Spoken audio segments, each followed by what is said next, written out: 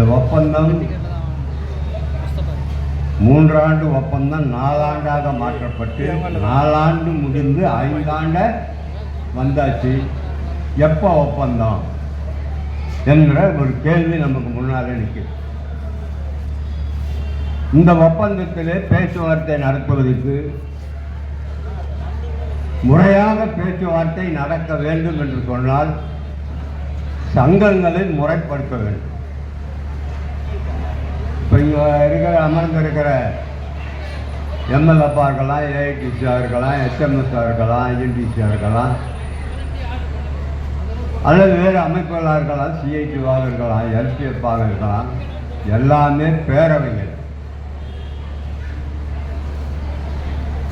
தமிழ்நாடு முழுவதும் அனைத்து கழகங்களிலேயும் இயங்கிக் கொண்டிருக்கிற சங்கங்கள், சிஐடிக்கு கீழே 22-25 சங்கங்கள் பதிவு செய்யப்பட்டிருக்கு. ஒவ்வொரு அமைப்பின் கீழே அப்படி பதிவு செய்யப்பட்டிருக்கு. எல்பிஎஃப் நண்பர்களை கேட்டால் அவர்கள் எங்களுக்கு 40 சங்கம் இருக்குன்றாங்க. ஏன்னா அவங்களுக்கு போர்மனுக்கு ஒரு சங்கம் பண்ணியிருப்பாங்க, நிர்வாக பணியாளருக்கு ஒன்று பண்ணியிருப்பாங்க, அதுக்கப்புறம் தனித்தனியாக கேட்டகிரி வாரியாலாம் பண்ணியிருப்பாங்க. நமக்கு அப்படி கேட்டகிரிலாம் கிடையாது, சங்கம்தான். அப்போது பதிவு செய்யப்பட்ட சங்கத்துக்கு ஒன்றுன்னு எல்லாம் எங்கே 30 சங்கம்னா 30 கூப்பிடு, 40 எல்பிஎஃப் வச்சுருந்தா 40 சங்கத்தை கூப்பிடு, 20 சங்கம் ஏஐடிசி வச்சுருந்தா 20 பேரை கூப்பிடு. முறைன்னா அதுதான் முறை. எந்த அடிப்படையில் நீ 100 சங்கத்தை கூப்பிடுற? வர்றவங்க என்ன பேசுகிறான்? நம்ம அரசாங்கத்து கையில் சண்டை போடுறோம். இந்த விஷயங்களை முன்னுரிமை திட்டங்களாக, முன்னுரிமை கோரிக்கையாக எடுத்து இதை பேச வேண்டும் என்று நாம் வாதாடுகின்ற போது ஒரு தலைவர் கேட்குற, இந்த டெப்போவில் தான் ஒரு வேலை பார்த்தார். அவர் 8வது ஒப்பந்தத்திலிருந்து 14வது ஒப்பந்தம் வரைக்கும் கையெழுத்து போட்டு வரான் ஒப்பந்தத்தில். அதனால் இப்போவும் 15வது ஒப்பந்தத்திலையும் நான் கையெழுத்து போட தயாராகிறேன்.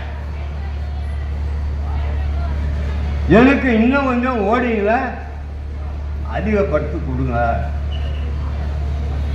அப்படின்னு அவர் கேட்குறார். நம்ம பேசுறது எதை பேசுகிறோம்? ஓய்வூதியத்தை பற்றி பேசுகிறோம். இவருக்கு நாங்கள் பேசுகிறாரு, குறுக்கு சால் ஓட்டுறாரு. இப்போ பேச்சுவார்த்தை நடத்த முடியுமா? ஒருத்தவன் ரெகுலர் ஏஎம் ரூட் போஸ்டிங் வேணும்னு கேட்கலாம். ஒரு சங்கம் அதுதான் வரான் பேச்சுவார்த்தை. எனவே பேச்சுவார்த்தையை முறையாக நடத்த விடாமல், பேச விடாமல் இவர்கள் ஏவி கூத்தாக மாற்றுகிறார்கள். இதை ஏற்றுக்க முடியாது, எங்களுக்கு பதில் சொல்லுங்கன்னு.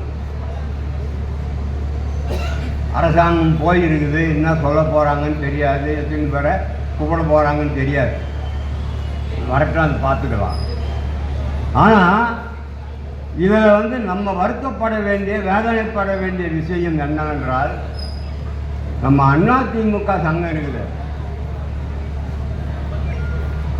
நம்ம தாடிராஜ், கமலக்கண்ணன், பெரிய தலைவர் அவர் அதிமுக. இவங்க என்ன கேட்குறாங்க? சங்கங்களை முறைப்படுத்த தேவையில்லை. 100 சங்கத்துக்கு பதிலாக 200 சங்கம் வந்தாலும் பரவாயில்லை. பேச்சுவார்த்தையில் இவங்க பேசுகிறாங்க. ஏன் ஏடிபி அப்படி பேசுது? இந்த டெப்போவில் இருக்கிற நம்முடைய அருமை அதிமுக நண்பர்களை நான் கேட்குறேன், என்ன காரணத்துக்காக நீங்கள் 200 சங்கம் வேணுன்றீங்க? கடந்த பேச்சுவார்த்தை போல ஒரு நல்ல ஒப்பந்தத்தை உருவாக்க விடாமல் செய்வதுதான் உங்களுடைய நோக்கம். ஒரு ஒப்பந்தம் பேர்நாட்டிற்கு ஒரு நல்ல ஒப்பந்தத்தை நம்ம உருவாக்கணும். ஆயிரக்கணக்கான பல்லாயிரக்கணக்கான தொழிலாளிகள் மகிழ்ச்சி அடைந்தார்கள், பலன் அடைந்தார்கள். ஆனால் ஏற்றுக்கிறானே அப்படிப்பட்ட ஒரு நல்ல ஒப்பந்தம், ஒரு சிறப்பான ஓய்வூதியம், ஒரு சிறப்பான ஊதிய உயர்வு, இதெல்லாம் இந்த போக்குவரத்து தொழிலாளிக்கு இந்த ஒப்பந்தத்திலே இந்த தொழிற்சங்கங்கள் பெற்று கொடுத்து விட்டால் இந்த ஆட்சியை, இந்த திராவிட முன்னேற்ற கழக ஆட்சிக்கு நல்ல பெயர் வந்துவிடும்.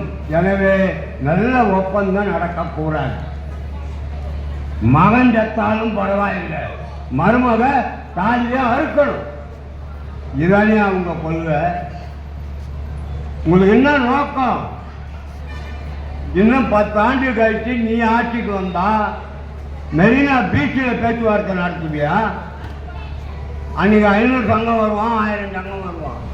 நீ என்ன பீச்சு காட்டும்போது பேச்சுவார்த்தை நடத்துவ? யோசிக்கிறன்னா, நீ ஆட்சியில் இருந்தா ஒன்று, நீ ஆட்சியில் இல்லைன்னா ஒன்று. இவர் ஆட்சியில் இல்லைன்னா அரசு ஊழியர், ஆட்சிக்கு வந்துட்டான்னு வச்சுக்க அரசு ஊழியர் மறந்துடுவாரு.